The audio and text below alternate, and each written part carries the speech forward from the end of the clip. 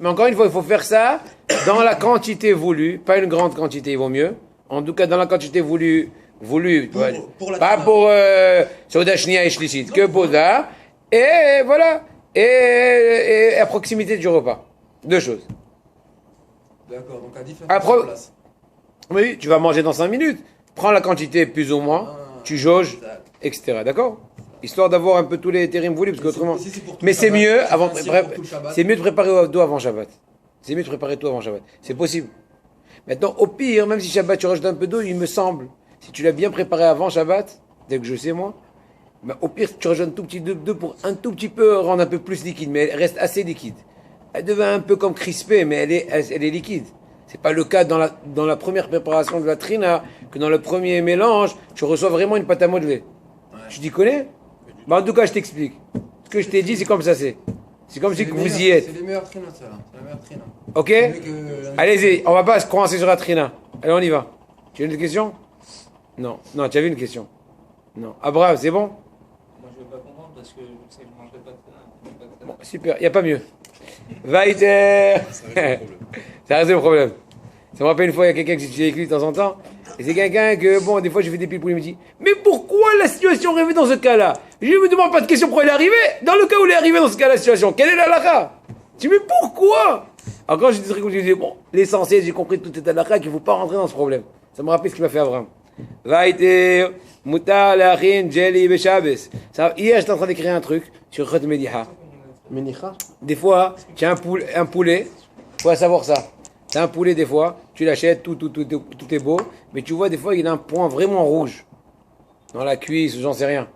C'est les nerfs. Eh bien, c'est il y a des cas où s'il est vraiment très rouge, en tout cas il faut au moins enlever l'endroit. La main. Et si l'os, il est cassé. L'éplucher. Attends, c'est pas du j'ai sang, parlé ça. des os moi. C'est pas du Ah. sang. C'est pas du sang. Regarde, C'est les nerfs. c'est un bobo. C'est un bobo, et on soupçonne La shrita. que lors de la salaison, Ah. non, attends, laisse-moi. On suppose que lors de la salaison, le sel n'a pas eu de force de pénétrer. Là-bas. Parce que le sel a la force de pouvoir Absorber. absorber que le sang qui est naturellement absorbé dans la chair du poulet, de la vache, j'en sais rien. Mais quand il y a une espèce de coup, comment on dit, un coup, un bleu, un blanc, etc. Vous avez compris, un bleu, un violet, ou un truc. Dans ce cas-là, le sang, il n'a pas possible. Pourquoi? Parce que le sang, dans ce cas-là, il est asséché dans le lieu du coup que le poulet a reçu. Or, imagine le sel, il n'y a pas possibilité de rentrer dans cela. En général, quand la personne qui sale, elle fait attention à cela avant la salaison, elle fait une petite entaille dans le lieu afin de pouvoir aider le sel de faire son travail. Mais dans le cas a posteriori que tu t'es rendu compte à ta maison, il faut au moins découper le lieu rouge. Oui, mais alors. Et c'est caché. On peut pas saler. On peut pas Et saler. après, tout est bien. On peut pas saler Shabbat. Alors j'ai vu après la trila, j'ai vu un cas où tu as le droit de bien rincer de bien rincer la bête ou le morceau. Il est Bien cuit rincer. déjà? Cuit ou pas cuit. Non, Pas cuit. Tu manges tartare? Tu manges Pas tartare, cuit. Shabbat, toi? Non mais moi est-ce que Je sais pas. C'est permis d'abattre pour un malade. Ah, d'accord, une nouvelle question. Ok. C'est permis. Ah, d'accord, non, tu vois, il est pas, mais... C'est permis pour un malade. Oui. Abattre une bête. On ne peut pas saler donc on rince bien la bête pour enlever tout le sang. Bah, Est-ce que, Ah, là, d'accord. est-ce que là on pourrait en fait rincer? La même chose, non, on a le droit de rincer parce que c'est pour le but de manger. Mais là aussi, si jamais tu vois qu'il y a un coup rouge, très très bien, très bon exemple, il faudra le découper. D'accord? Maintenant, mon fils, il m'a dit, Mais papa, c'est pas trié qu'est-ce que tu dis tout C'est ça? pas trié, Rav? Non, non, Là, non. non, c'est pas trié parce que ça fait partie. Du morceau. Ça fait partie. En plus, je prends toujours un peu de chair automatiquement. Donc ça prend du bon et du mauvais avec du Ensemble, mauvais. c'est comme si c'était- Et d'autant plus que c'est comme épluché, etc. etc. Alors mon fils il m'a dit, papa, pourquoi tu écris tellement longtemps sur ce sujet-là? Il m'a dit, tu t'occupes jamais toi de la salaison et tout et tout. Je lui ai dit, oui, mais s'il n'y a pas des rabbins qui vont étudier à la route, quand ils vont se coincer dans le lieu de l'industrie, qu'il faut qu'on répondre. Moi je dirais non, lui va dire non, lui va dire non, qui c'est qu'on leur montrer? T'as compris? Alors toi je lui dis, calmos, mettons, je sais pas, de Trina. Ouais, mais moi je suis obligé de savoir. C'est pas moi, pas lui, à qui va. Qui... Bah oui, ça va. Hein? T'es d'accord? Allez. La gelée. Tu connais ce qu'on a gelée? Ne déçois pas. La gelée. Il mange rien chez lui. Ouais, là pour le coup, la gelée. Je crois que toi, t'as aucun problème, Shabbat. C'est dur à T'as faire, aucun hein, bleu. gelée. Non, la gelée, non, c'est nul. le Tu yaourt achètes, qui est pavé, là. non, c'est une poudre. Oui, oui. Une poudre, comme ce que tu entends. Tu mets de l'eau chaude, Tu attends que ça t'y dit, tu verses dans des petits verres, tu mets au frigidaire ou même sans le frigidaire, c'est comme tu le veux. Et après, ça se gélifie au bout de une demi-heure, même moins. Voilà, il y a Asra. Rouge et vert. Comme ce là. qu'on faisait à l'armée. Voilà, Asra. Ah, je savais pas que ça se préparait la Et gelée. c'est autorisé. Ah bah non. Est-ce qu'on a le droit de préparer la gelée? Réponse, on a le droit de préparer la gelée, le Shabbat, en mélangeant la poudre de la gelée avec de l'eau chaude, du déclichéni, pas clérichon. Et on met au frigidaire et après on mange. Ah, et tu es en train de faire un truc pâteux. Tu es en train de faire l'isha. Réponse, étant donné que dans le premier mélange dit eau plus poudre, alors c'est encore tout liquide. Oui, ce qui se après solidifie. Le processus qui se fait après, qui se crispe ce mélange-là, t'es pas mêlé à cela, et donc c'est permis. Ah, on pourrait Ça s'appelle, dire- tu as juste provoqué qu'il y ait un mélange, comment dirais-je, solide. Mais dans première action, les premiers effets de ton action, il n'a rien créé. Ça va, Abraham? Pourquoi tu rigoles? Je pourrais dire la même chose pour le pain. C'est bien, non? Vaïder. J'ai du mal à comprendre le raisonnement de Vodaraf parce qu'on pourrait dire la même chose pour le pain. Au début, c'est pas forcément directement pâteux, il faut attendre un petit peu, 18 minutes et ça devient comme. Non, mais quand tu le mélanges, donc c'est trop que tu n'as jamais fait du pain de ta vie. Ouais, Ça ça prouve. aussi. Et ben voilà. Ouais, je le aussi. Ah, il t'a claqué. Abraham, Bichlal, il achète à la mafia. Abraham, il est boulanger. Voilà.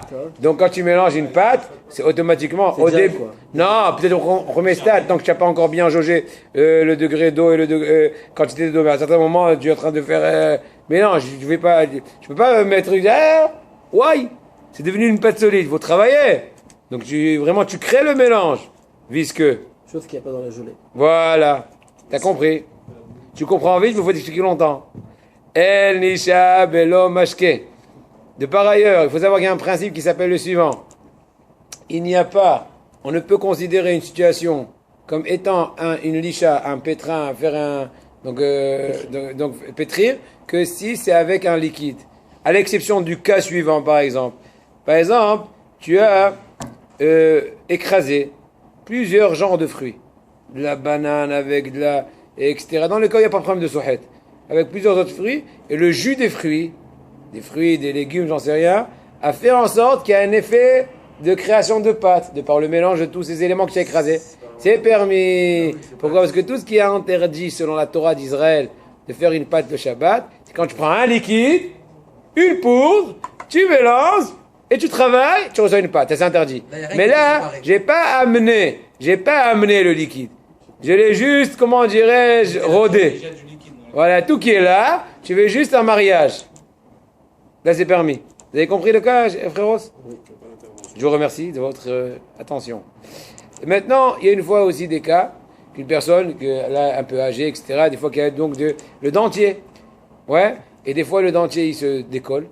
Et il y a besoin de mettre certaines substances dans le dentier, une espèce de poudre, et qui va recoller le dentier aux endroits voulus, etc., etc. Mais l'effet premier de cette action-là, de cette poudre qui va coller les dents au monsieur, eh ben, c'est une espèce pâteux au début. C'est-à-dire que toi, tu crées rien. Tu mets juste la poudre, pas toi, le pépé. Il crée rien, mais il provoque. Réponse, pourquoi c'est permis? Est-ce qu'un pépé. Aïe, regarde. C'est pas qu'on va pas dire tout la faute du pépé. Attends. Non, mais- T'as un mode bakav. Discours taché là. Pourquoi? Alors j'ai dit comme ça. Il te dit, au lieu qu'un pépé, des fois ça peut être aussi des trucs, un bridge. Ouais, comment on dit un bridge? Vous avez compris? Etc., etc. On a le droit de mettre donc de la poudre. Avka mit arevet barok. De par le mélange entre la salive et cette poudre-là, se crée une espèce d'un premier temps, un truc pâteux. Il n'y a pas de problème. Pourquoi? Parce que cette pétrition, on dit? Mais non. Ce mélange a été fait indirectement. T'as pas mélangé avec les mains. T'as collé, hop, ça s'est fait à une pâte. Deuxièmement, elle n'est pas pour être mitkayemet. C'est pas une pâte qui a été faite pour rester longtemps. Elle va s'annuler tout de suite après. En tout cas, peu de temps après. Et encore plus que cela, il n'a pas aucune intention de créer cette pâte-là. Donc elle est faite automatiquement sans intention. Et l'interdiction est au pire midera banane. Et midera banane, 2 degrés d'era banane. 1, zélo kayama, la pâte. elle était faite indirectement. Donc dans ce cas-là, ce sont les bonnes raisons de permettre cette action le Shabbat, en tout cas pour ceux qui veulent la permettre. Est-ce qu'il devrait avoir un dentier pour Shabbat? Parce qu'il le met dans l'eau, dans un verre avant de dormir. Voilà. Après, il le- Alors on te répond, c'est la réponse. Il peut le mettre Shabbat selon cet avis-là, étant donné qu'il y a toutes les bonnes raisons qu'on a expliquées. C'est pas dire, C'est pas comme la brosse à dents où la rincer et tout ça, etc. je sais pas. La brosse à C'est un dents, peu compliqué bien. aussi de mettre un dentier Shabbat et Yom Tov, parce que dentier, c'est une question, je crois, d'habitude. Et il peut pas changer d'un dentier à l'autre, oui. Je pense qu'il faut qu'il y ait un degré d'habitude. Accoutumance, ouais. Ouais. Mais la brosse à dents aussi, c'est une habitude, c'est tout le temps. Bah, Non, mais c'est pas la même chose, papa. Ça, tu manges avec, tu dors avec, tu parles avec, et tu parles tout. Arrête. Mélange pas histoire. C'est tes dents, quoi. Voilà quoi. C'est tes dents. T'as juste enlevé. Mais maintenant, un exemple qui va faire rire Abraham. Je le vois venir. Une personne qui va faire ses petits besoins. Ouais. Et elle n'a pas d'idée où faire. Donc elle se met dans un petit coin, et elle fait ses besoins. Aïe, aïe, aïe, aïe, aïe, il est en train de pétrir le sable avec ses urines. Non. Quoi? C'est pas ta cabane, hein. Quoi, non? Tu me rappelles, il y a un ami à moi qui disait quoi de temps en temps? À chaque fois que je finis une phrase, il n'a même pas encore compris ce que je dis. Il me dit non. Je dis quoi, non? Dis oui. Après, je vais dire non. Ok. Alors, j'explique. Parce que quand On fait a, sur la terre, on a on dit fait tout à l'heure, ou plutôt dans les cours précédents, que quand tu verses de l'eau sur de la farine, par exemple, bien que tu n'as pas encore mélangé, c'est Asur Midera banane, selon nos sages. Bien que selon la Torah, tu es interdit que quand tu as versé, tu as mélangé. Ou même à la rigueur, même si c'était déjà versé, tu as bien homogénéisé. Mais donc dans ce cas-là aussi, au moins Midera banane, a priori, le fait qu'il a, entre guillemets, versé un liquide, dit dans ce cas-là, ses urines, sur un solide, dit le sable, et il a créé une espèce de première étape pâteuse, ou début de pâteuse, et bien il est dans le pétrin. Bah, Vous avez compris la question? mais la pâte là, il n'y a pas de matara, on n'a pas besoin de cette pâte. Alors on va voir, on vous écouter, je vous trouve très sage, chers interlocuteurs, sage, voilà, sage dans les deux sens. Alors, voilà. Et il répond comme ça. Première bonne raison. Encore une fois, les bonnes raisons qui sont citées ici, ce sont en juxtaposition des autres bonnes raisons. Des fois, quand on te ramène plusieurs raisons pour une certaine permission, ilchatique, chaque raison en soi, elle peut être branlante, ou elle peut ne pas être acceptée selon tous les décisionnaires. Mais quand tu as ce point, et ce point, et ce point, tu dis non, non, non. Il y a beaucoup de bons points. Vous comprenez?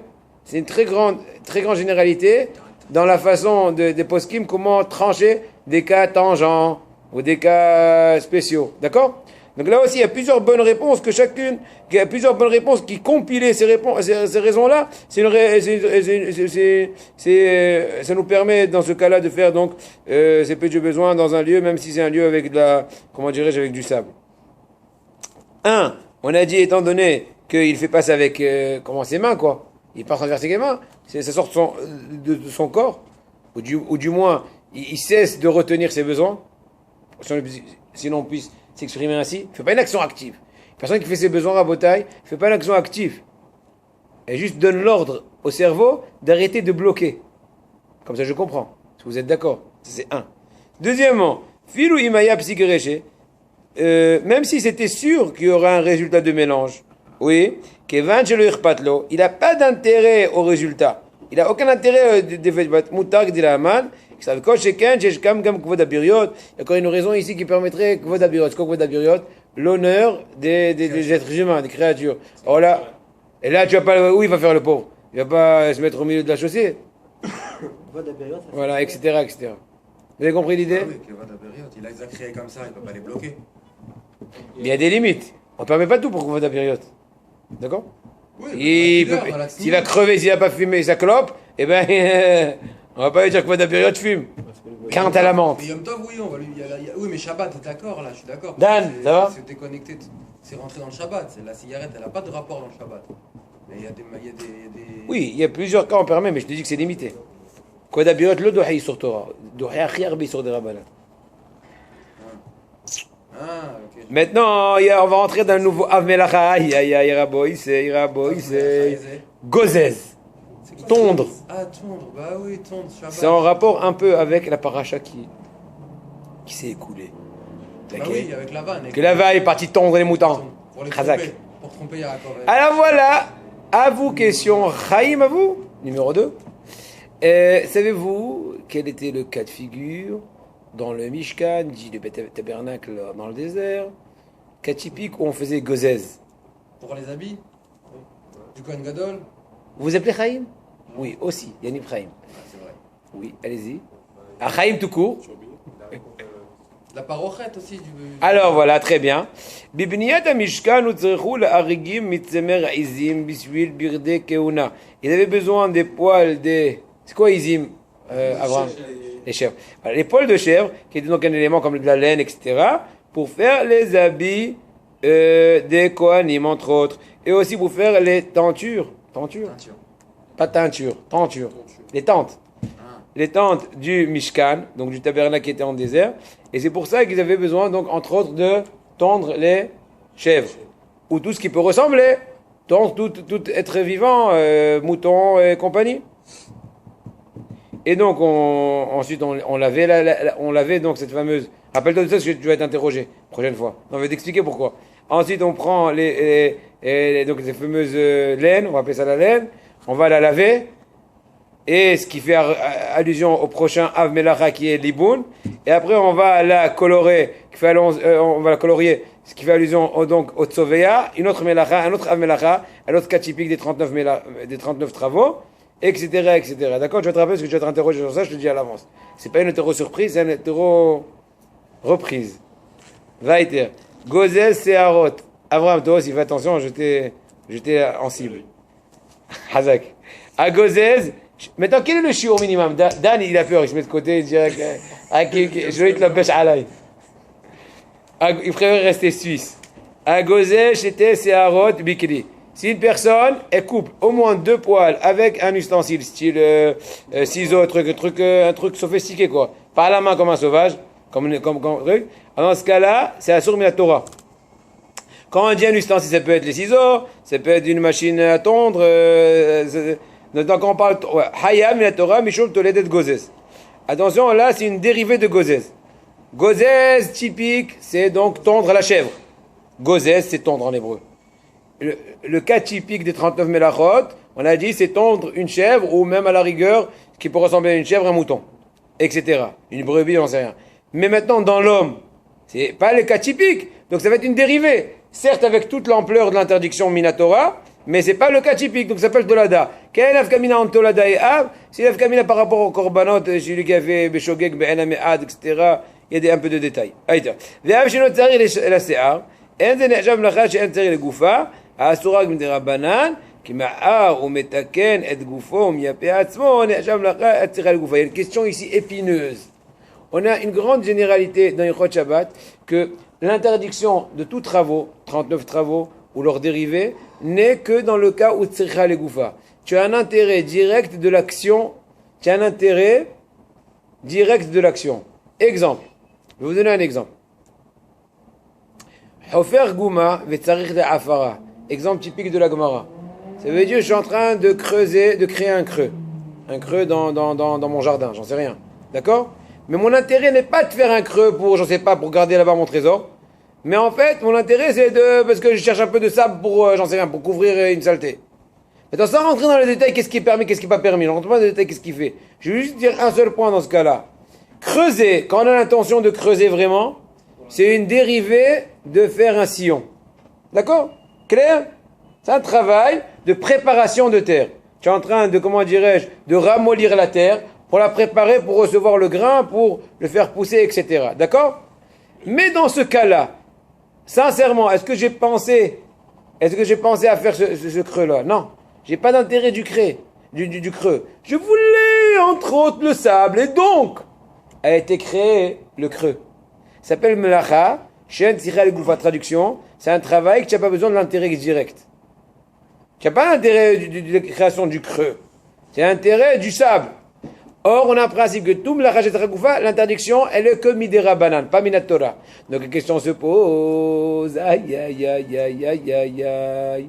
Quand une personne se tond, dit se rase, dit se tire 2 cheveux. Ouais, ici, par là, j'en sais rien, 2 cheveux. Tu lui dis, aïe, tu as transgressé la dérivée Minatora de Gozès. Non, parce que Gozès en général, c'est quand j'ai besoin de la laine. J'ai besoin de la laine, je l'ai détachée de son lieu. la laine pousse dans le corps de la chèvre, par exemple. Je l'ai dévitalisé. Dévitalisé. Voilà. Et donc là, ça s'appelle gozèse. Ça s'appelle tondre. C'est quoi tondre? C'est, en fait, entre guillemets, la récolter de son lieu où elle pousse. D'accord? Les cheveux, les plants. Et j'ai un intérêt dans ces cheveux-là. Qu'est-ce que j'en vais en faire? Des habits, j'en sais rien. Mais là, tes poils, qu'est-ce que tu vas en faire? Tu vas faire ça une perruque? Qu'est-ce que tu vas en faire des poils? Rien, tu vas les jeter. Je sais pas, t'es nerveux, tu le tires, j'en sais rien. Comment est-ce permis? Réponse, étant donné que tu as un intérêt de te faire plus beau.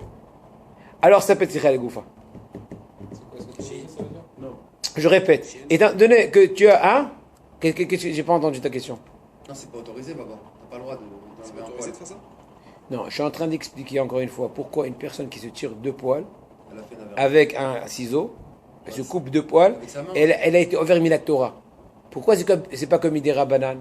J'ai expliqué tout à l'heure que chaque fois que tu n'as pas d'intérêt direct de l'action, eh bien c'est comme Idera Banane. Là aussi, dans ce cas-là, qu'est-ce qui s'est passé? Tu as coupé deux cheveux, n'est-ce pas, par exemple? Tu les veux les cheveux? Non. Ah, ça ressemble plus au cas du Mishkan. Dans le cas du Mishkan, quand tu as tondu ta chèvre, qu'est-ce que tu voulais? Tu voulais la laine pour en faire des habits. Et dans ce cas-là, tu voulais pas, tu n'as pas intérêt dans tes cheveux. Ah, pourquoi la Torah t'interdit cela? Pourquoi la Torah? Réponse, parce que bien que tu n'as pas d'intérêt direct de la substance qui s'appelle les cheveux, mais tu as l'intérêt direct de ce qui va se passer tout de suite que les cheveux sont plus sur toi. Quoi? Tu vas être mieux sapé. Alors attends. T'as compris? Même arracher C'est clair ou c'est pas un- clair? même arracher un poil. J'ai l'impression que je parlais de la Kabbale. Non, c'est clair, les gars, non, c'est- Ça s'appelle Sira les Goufa. Et donc, ça s'appelle que tu as, oui, besoin de l'effet direct de l'action. Et si un poil il te Donc, il y a gêne, deux façons de voir l'effet direct quand tu coupes des cheveux. Soit, dans le cas de la chèvre, la substance, je vais l'utiliser. Soit même dans un homme, bien que le cheveu, je vais jeter à la poubelle. Mais l'effet qui est tout de suite obtenu automatiquement, et c'est l'effet qui est voulu, c'est que tu deviens plus beau, ou tu deviens plus rangé. si c'est un poil qui te gêne, La même chose. aussi. Oui, on est juste en train d'expliquer le degré de l'interdiction. Dans tous les cas, c'est interdit à Botaï. Je vous dis à l'avance, même si tu coupes un cheveu à la main, un cheveu au doigt, il est voilà, le cheveu là, pac, pareil ils pour sont les des rabalan au moins. Et si tu te grattes, tu fais comme ça et je la fais. Ah là, c'est une autre question. Si tu as gratté, de toute façon que c'est pas sûr.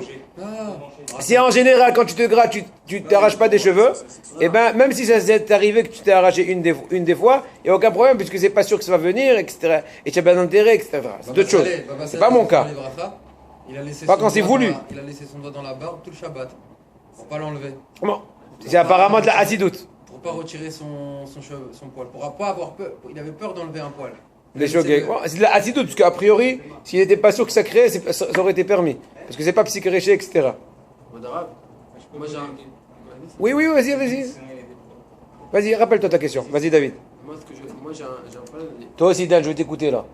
Ça marche pas. Je me ronge les ongles nerveusement, je sais que ça sort toute la semaine, tout le Etc. Bechato sheakol, Boren Fachat à la fin, non? Azak. Pour le Shabbat, hormis tout ça, ça a le même dîne que les cheveux. Les Ouais. Ah oui. Tu te rends plus beau. Oui, c'est interdit. Ils sont pas plus beaux. Plus hygiénique. Plus hygiénique. C'est au moins Midera Banan. Ok, yalla. C'est au moins Midera Banan. Un type, Dans tous les cas. Tu sors du mikveh Qu'est-ce que vendredi, tu voulais dire? les ongles derrière. Abraham. Grâce à sa question, c'est bon, ça répond. Très bien. Dan, tout est clair. Ah, Dan, c'est un génie. Vaïter, aïe. Encore quelques minutes, Bezrat Hashem, et je vous libère. Vaïter. Maintenant, un nouveau cas de figure. Une personne.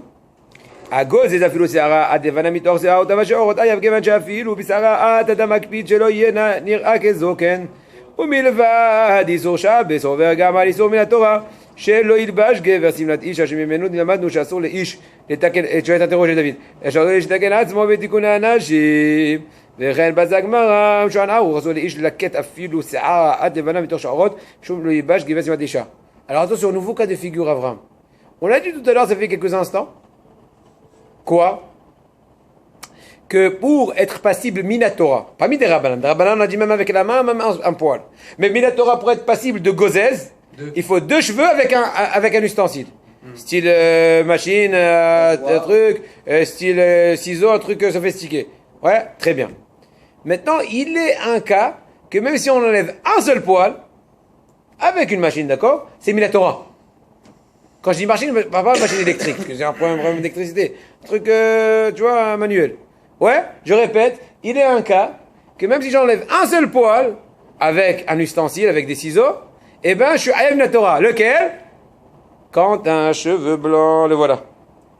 Ah, je commence à J'ai blanchir. pas compris. Attends, je l'explique, je suis en train de faire du Nous, cinéma là. on y arrive. On y arrive. Tu vois là le poil blanc?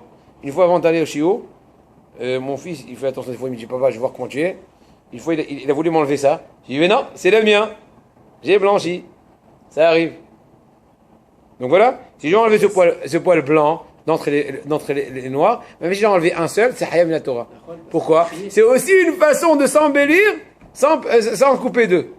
Parce que la Gemara a dit, vous connaissez très bien l'exemple de la Gemara, il y avait un homme qui était assez âgé, mais friqué, excuse-moi du terme, et il a marié deux femmes. La première, elle a suivi tout le temps, et il voulait une jeune, pour un peu pas se sentir trop vieux. Et voilà qu'il il était grisonnant. Il avait un peu de blanc et un peu de pieds noirs, de cheveux noirs. D'accord? Alors la vieille, qu'est-ce qu'il lui enlève? Il lui enlève les noirs. Parce qu'il dit, Chouma, moi je vais te m'aimer, toi tu vas te jouer James. Très bien. Et la jeune lui dit, mais moi je suis pas marié avec un pépé. Et lui enlève les blancs. Il s'est trouvé chauve. Nimtsa kereyah mikan ou mikan. De par ces deux actions, il est devenu chauve.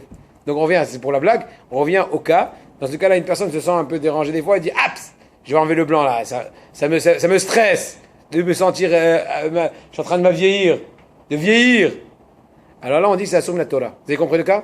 Mis à part le fait, virgule, que quand on fait cette action-là, même le jour, pas le Shabbos, on transgresse entre autres l'interdiction de la Torah d'Israël qui dit Loïl Bashge versimnat isha.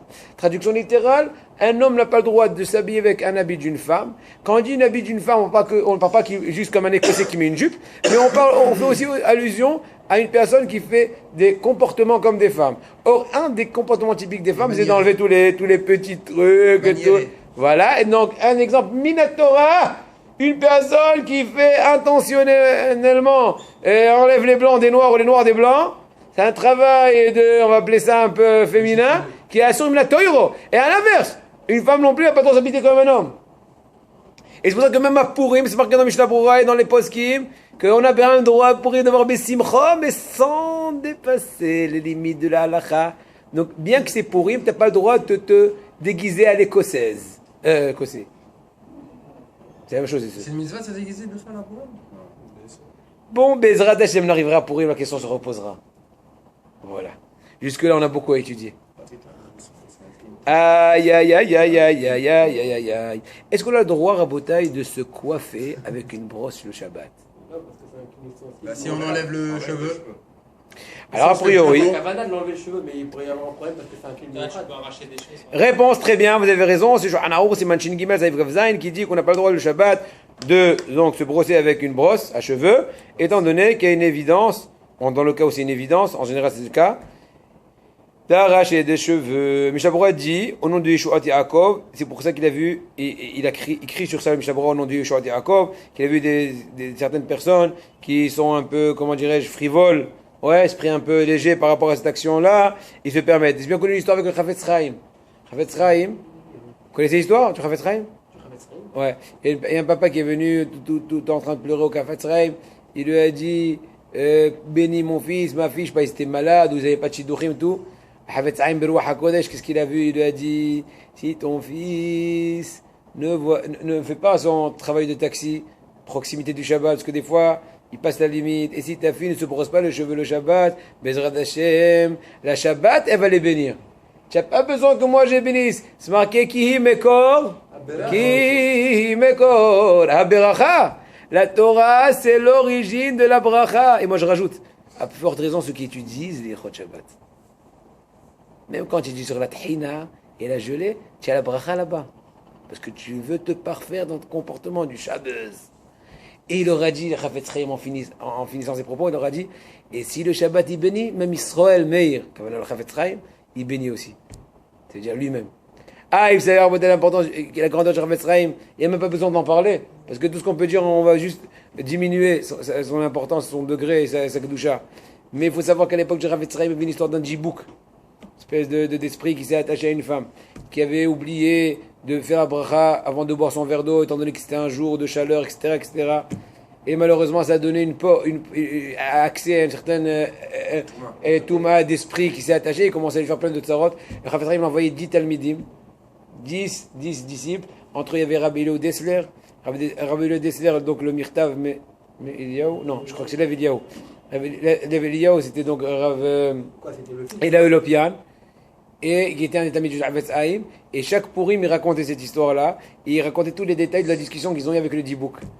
D'accord? Comme ce qu'il y a eu quelques années avec Rav Batzri à Yerushalayim, il y avait une histoire avec un Dibouk. Oui. Ben oui, tu peux regarder. Et voilà, ça c'est un. Et ils lui ont demandé entre autres comment on considère le Chafetz Chaim dans les cieux. Ils leur ont dit comme un Tana Katan. Oui, oui, oui, oui, oui. Pas comme un Haron, pas comme un Rishon, pas comme un Gaon, pas comme un Rav de la Gemara, comme un Rav de la Mishnah, Raboï, c'est Katan. Je sais pas ce quoi Katan, hein? Katan. C'est un Katan Gadolier. Mais Tana Katan, Abotek, vous savez, c'est qui un peu? Il lui a dit Gam Israël Meir, il va bénir. Vous entendez, Rabotai? C'est l'importance du Shabbos. Il a aussi te dit, fais attention, donc, par rapport à ce qu'on fait les cheveux.